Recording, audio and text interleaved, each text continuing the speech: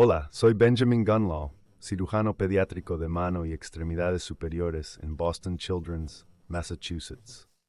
Hoy hablaré sobre fracturas pediátricas distales de radio y cúbito. Agradezco a Sono Global por invitarme a hablar hoy con ustedes. Para comenzar, las fracturas distales de radio y cúbito son el 30% de las fracturas pediátricas. En la mayoría de las áreas serán las más comunes. Una lesión esquelética que se ha observado en una población pediátrica. Las fracturas distales de radio y cúbito ocurren en una proporción de 2:1 entre hombres y mujeres. Y no solo en los Estados Unidos, sino en todo el mundo, se ha observado un aumento en su incidencia. A través de décadas de estudio, como se muestra aquí. En este artículo del Journal of Hand Surgery publicado en 2011, la causa más frecuente de las fracturas distales de radio y cúbito son las caídas de gran energía, como las caídas de las barras de los monos.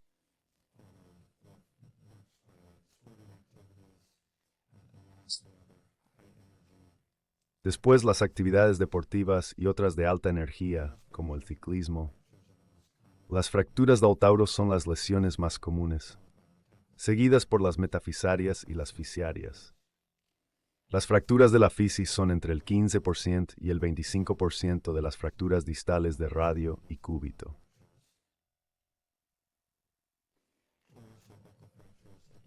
Las fracturas todos hiles. Observar, principalmente en la población pediátrica joven, y han sido bien estudiadas en muchas iteraciones, incluso en ensayos contraautorizados.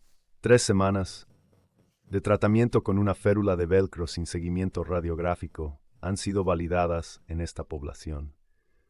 Las fracturas de fóvea, aunque no son el patrón de lesión más común, son las que llaman especialmente la atención de la mayoría de los cirujanos tratantes. La mayoría de las fracturas en la fosa distal del radio y cúbito son del tipo Salter-Harris II, observadas en entre el 50 y el 90% de los pacientes, según el estudio citado.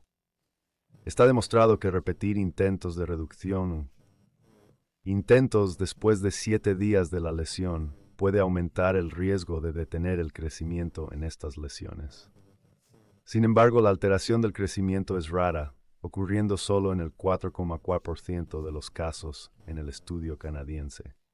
Publicado en el Journal of Orthopedic Trauma en 2003, aún la serie más grande sobre fracturas de la fisis. Crecimiento ortoideo de la fisis, especialmente en fracturas Salter-Harris 3 y 4.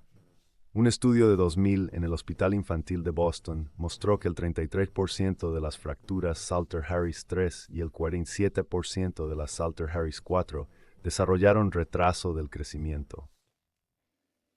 Esto se ha observado de manera similar en las fracturas distales de cúbito, que generalmente tienen una tasa de alteración del crecimiento del 20%. No obstante, también se observó que las fracturas de Salter-Harris 3 y 4 presentaban un riesgo significativamente mayor de detención o alteración del crecimiento. Para la mayoría de los pacientes con fracturas distales de radio y cúbito, ya sean metafisarias o fisiarias, se tratan con éxito con reducción cerrada y escayola, siguiendo los principios de los tratamientos que describieron hace más de 50 años personas como el Dr. Charnley, que describió la creación de un brazo recto aplicando una escayola curvada, que en realidad está describiendo cómo se coloca un molde de 3 puntos de un yeso tras una reducción cerrada, y además aplicando con éxito un molde interóseo para tensar tanto el radio como el cúbito, y apretando el yeso tal y como describe en su artículo, como se muestra aquí, para crear una sección transversal ovalada. Durante la aplicación del yeso, asegurarse de crear un borde cubital recto en el mismo. Esto es esencial para evitar el temido yeso banana, que puede introducir una deformidad o curvatura coronal en el yeso.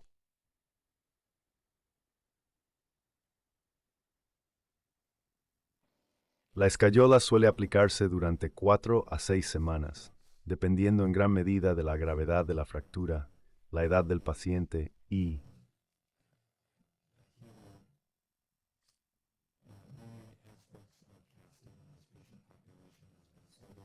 se han estudiado muchos aspectos de la escayola en esta población, como la importancia de una escayola de brazo corto frente a una larga, que no muestra diferencias significativas en la pérdida de reducción y curación.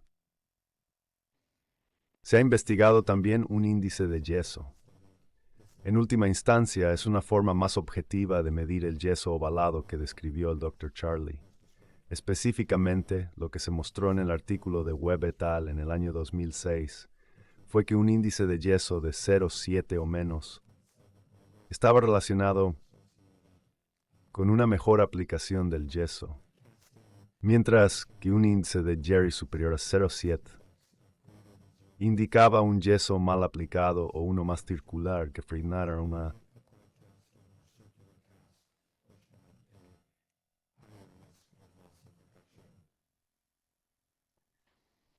un mayor riesgo de pérdida de reducción. En los centros donde se utiliza escayola circunferencial o escayola de fibra de vidrio, se ha investigado el impacto que tiene el bivalvado de la escayola en cómo se mantiene la reducción. En un estudio realizado en 2017 en el Boston Children's, se descubrió que el bivalvado del yeso no implica finalmente un mayor riesgo de pérdida de reducción. Remodelación de fracturas de radio distal en la población pediátrica. Es un principio que se utiliza comúnmente en el tratamiento de estos individuos. Esto se ilustra claramente en el estudio de Crawford et al. En 2012, donde los pacientes con fracturas de radio y cúbito distal fueron tratados sin reducción, únicamente con inmovilización y enyesado. Como se observa aquí en sus seguimientos radiográficos, esto condujo a una curación y remodelación que resultó ser muy exitosa. Y esto se debe principalmente al hecho de que estas lesiones ocurren a través de, o justo al lado de, la zona muy activa del extremo distal del radio y el cúbito, que aporta entre el 70 y el 80% del crecimiento total del antebrazo, proporcionando hasta 5 milímetros de crecimiento al año.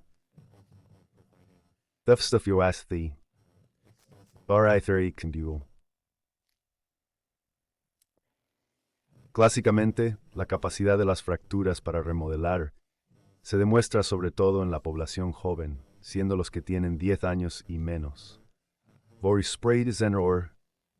Saber que la capacidad de una fractura para remodelarse no desaparece de inmediato una vez que un paciente supera la edad de 10 años. Tengo una serie clínica bastante buena sobre este escenario exacto, incluyendo un caso de un varón de 12 años que inicialmente sufrió una anterior metafisaria con probable extensión hacia la fisis, con una angulación de 25 grados que fue tratada mediante una reducción cerrada. A los 14 días de seguimiento,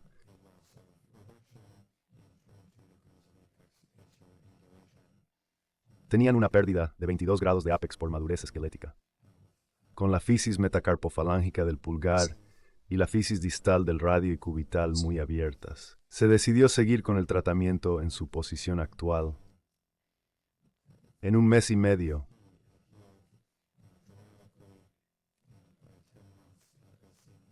había sanado notablemente. A los 10 meses, como se ve aquí, gran parte de la angulación del ápex se había remodelado y el plano coronal también se normalizó. Es crucial recordar que aunque un paciente tenga más de 10 años, no ha perdido su capacidad de remodelación. Es importante considerar la madurez esquelética en general y una radiografía de mano o muñeca, como se ve aquí. El metacarpiano del pulgar y ar. Los metacarpianos de los dedos siguen abiertos. Las fracturas distales del radio y cúbito permanecen bastante abiertas. Y el carpo, aunque completamente osificado, aún muestra una osificación incompleta, lo que indica que a este chico de 12 años le quedan varios años de crecimiento. No todos los pacientes pueden ser tratados con escayola de reducción cerrada, ni se puede confiar en ellos para tener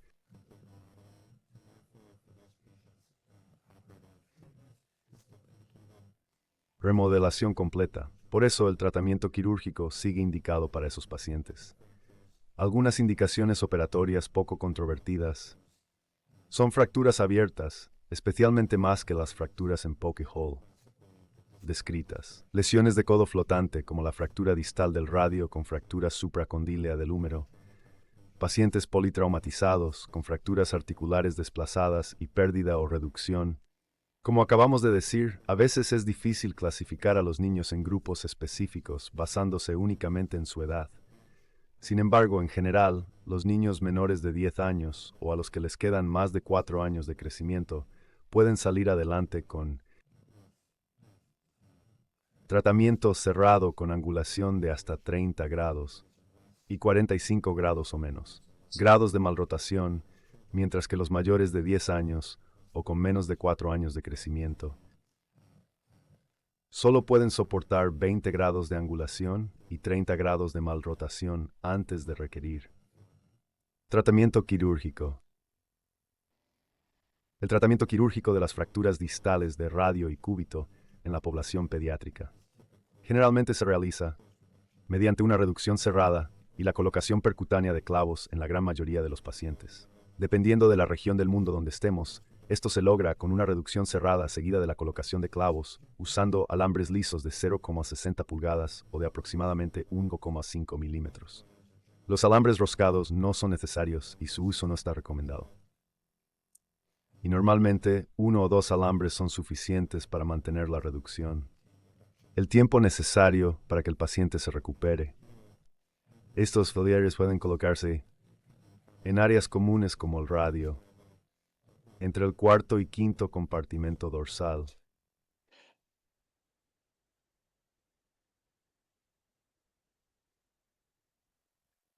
Aquel paciente esqueléticamente de inmadura que tenía una fractura de radio distal Salter Harris 2, que fue reducida cerrada, y se le colocó un solo clavo estiloides radial para mantener la alineación coronal y sagital. Y a las 10 semanas se había curado completamente, como puede verse aquí. Existen ciertos pacientes que presentan una lesión que es similar a la de la fisis, pero están muy cerca de alcanzar la madurez esquelética o ya son prácticamente maduros y se fracturan a través de lo que queda de su cicatriz fisiaria. Desde el punto de vista radiográfico, estas lesiones se asemejan mucho a las fracturas de Salter Harris tipo 2. Sin embargo, puede suceder a menudo que en una población de pacientes sea mucho más probable que se requiera una verdadera reducción abierta y fijación interna. Es crucial poder identificar a estos pacientes. Sin embargo, un tratamiento clásico de adulto con placas bloqueadas volar sería mayormente infructuoso.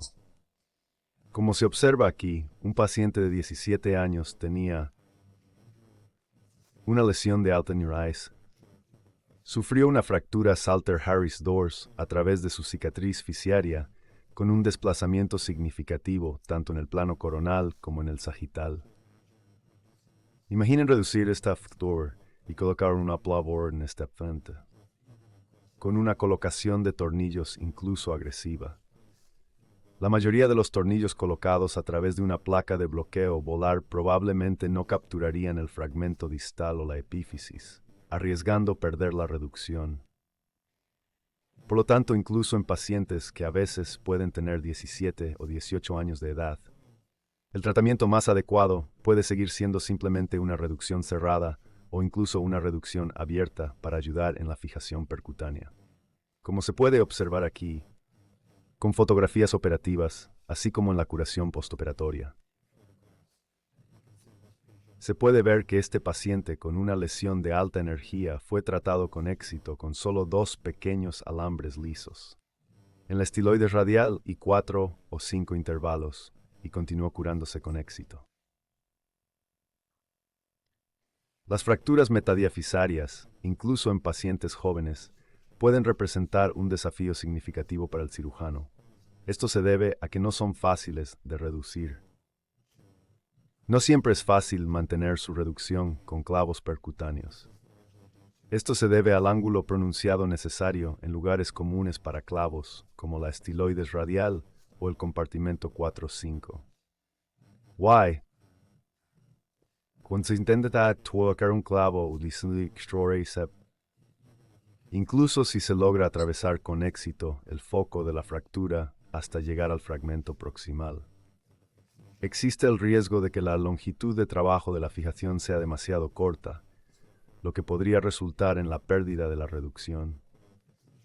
Por lo tanto, en pacientes que presentan estas fracturas metadiafisarias, si son inestables y necesitan fijación, a veces, incluso en pacientes jóvenes, se benefician de abrir y colocar una placa para asegurar una mejor longitud de trabajo y una fijación más estable. Se muestra un paciente esqueléticamente inmaduro con fractura metadiafisaria, politraumatizado, que tuvo reducción abierta y placa en el radio con resultado satisfactorio y curación sin problemas.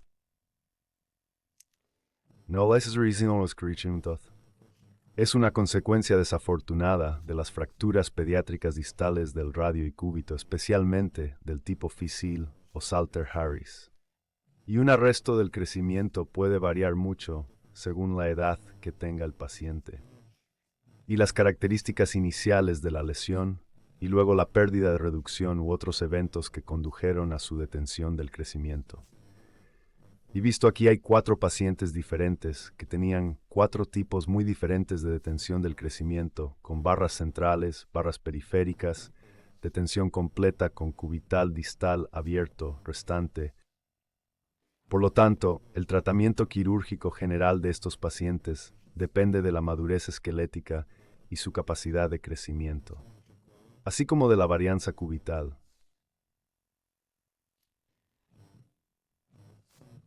En pacientes que tienen una barra central, especialmente como se puede observar aquí, en la sección coronal de la resonancia magnética, se puede realizar una resección de la barra. Este procedimiento está muy indicado en niños que presentan una deformidad leve, con una barra más central o accesible y que aún tienen muchos años de crecimiento por delante. Es un procedimiento que, aunque conceptualmente es sencillo, puede presentar ciertos desafíos. La clave es resecar la barra mientras se deja la fisis restante intacta y en su lugar, debido a que esto ha sido un desafío para muchas personas. Con el avance de la tecnología, ha habido alguna mejora en la capacidad de aislar, identificar la barra y proceder a su resección. Este artículo, publicado en el Journal of Hand Surgery, describe cómo se utiliza la navegación intraoperatoria para identificar y resecar la barra central. Este grupo también describe un artroscopio colocado en la zona de resección para visualizar mejor la fisis y demostrar una fisis abierta circunferencialmente, así como la extirpación de cualquier atravesando hueso cortical para crear la barra. La epifisodesis cubital es un procedimiento bastante común para pacientes que presentan detención del crecimiento. Este procedimiento se realiza frecuentemente en aquellos pacientes que tienen una detención completa o casi completa del crecimiento del radio distal, pero que aún mantienen una fis cubital distal abierta. Subija de manera aislada para prevenir la progresión del crecimiento cubital, lo cual en última instancia podría llevar a variantes cubitales positivas. También puede combinarse con un procedimiento de acortamiento cubital, en el que la DRU se ajusta nuevamente a su nivel adecuado, cubital distal, y prevenir un futuro crecimiento excesivo. La epifisodesis cubital ha sido descrita a través de un gran número de técnicas diferentes, pero en definitiva todas comparten el mismo objetivo, que es romper la parte distal del cúbito, preservando el anillo pericondrial de la Croix, que finalmente estabiliza la epífisis. Esto puede hacerse de manera bastante mínimamente invasiva usando una aguja de Kirchner en la epífisis, que después se perfora con una fresa canulada. Se pueden volver a utilizar curetas que, una vez introducidas en el interior de la epífisis, se pueden utilizar para interrumpir la fisis rumana, y a continuación técnicas clásicas como las descritas por Femeister, que buscaban crear pequeños bloques de osteotomías, que después se iban rotando para finalmente introducir una barra iatrogénica. Esto se ha mencionado más para procedimientos cerca de la rodilla y sería bastante complicado de hacer en el cúbito distal.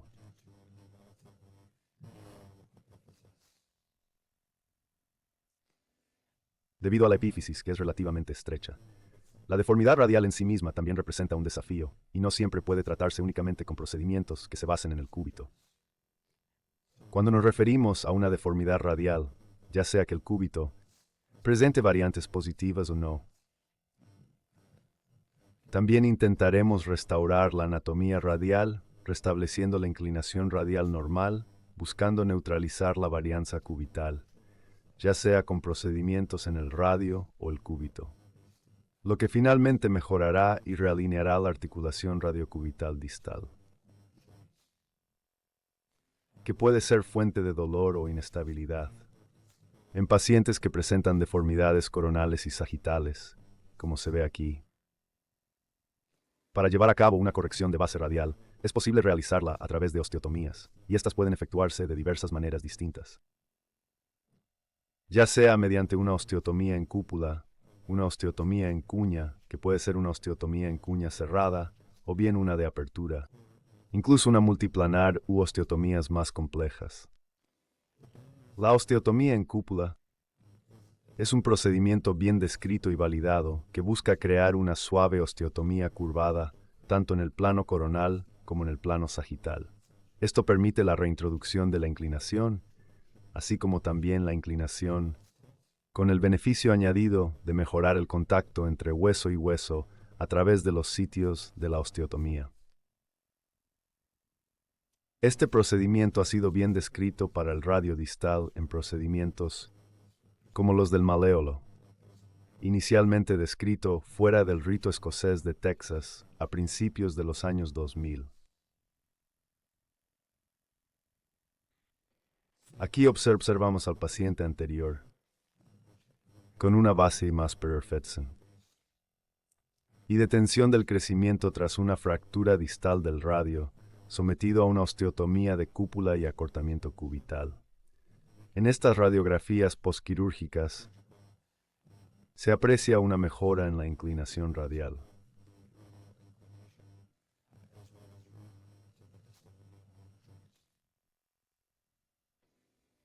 Así, como un realineamiento de la articulación radiocubital distal.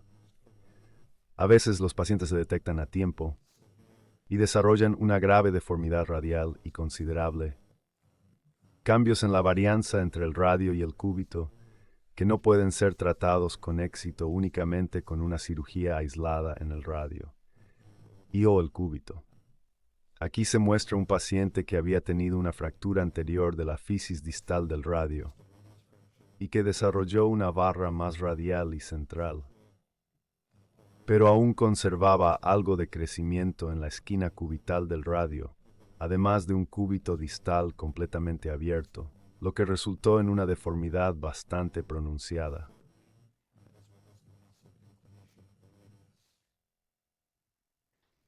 Acortamiento y pérdida de inclinación del radio. Aquí podemos ver, a la izquierda, la lesión inicial de un paciente y el tratamiento que llevó a su deformidad actual, además de un cuadro clínico de su muñeca y también el antebrazo. Para lograr la resolución en pacientes como este, necesitamos considerar todos nuestros objetivos. Esto incluye restaurar la alineación del radio, acortar el cúbito para reunir el radio y el cúbito, y restaurar la congruencia de la articulación radiocubital distal. Además, debido a que tienen un cúbito distal, con una fisis muy abierta, también debemos detener el crecimiento cubital restante para evitar que reaparezca con el tiempo. Finalmente, a este paciente se le recomendó realizar una osteotomía multiplanar. Y utilizando tecnología como la que se ve aquí, que es un modelo 3D, basado en una tomografía computarizada, que permitió la planificación preoperatoria de una osteotomía, que finalmente requirió un alargamiento significativo, así como se ve aquí. Esta es la última radiografías postoperatorias en este paciente, en la cual tuvieron un alargamiento radial y osteotomía multiplanar o reposicionamiento y osteotomía de acortamiento cubital, así como una epifisodesis cubital distal. En resumen, en pacientes pediátricos con fractura distal de radio y cúbito, la gravedad de la lesión y el potencial de crecimiento o remodelación futuros determinan las recomendaciones de tratamiento. Los pacientes inmaduros esqueléticamente pueden corregir deformidades considerables. Esto puede ocurrir incluso en pacientes mayores de 10 años. Basándose en el conocimiento de que tienen por delante muchos años de crecimiento. Esto se fundamenta en el juicio sobre Esmaiskel. Las lesiones en la fisis deben tratarse rápidamente. Usando una técnica suave y en última instancia se debe evitar la reducción. Después de 7 días o varios intentos de reducción para prevenir la detención del crecimiento. Considerando que una simple malunión suele ser un problema mucho más sencillo de tratar, en comparación con una complicada barra de fisis, una detención del crecimiento.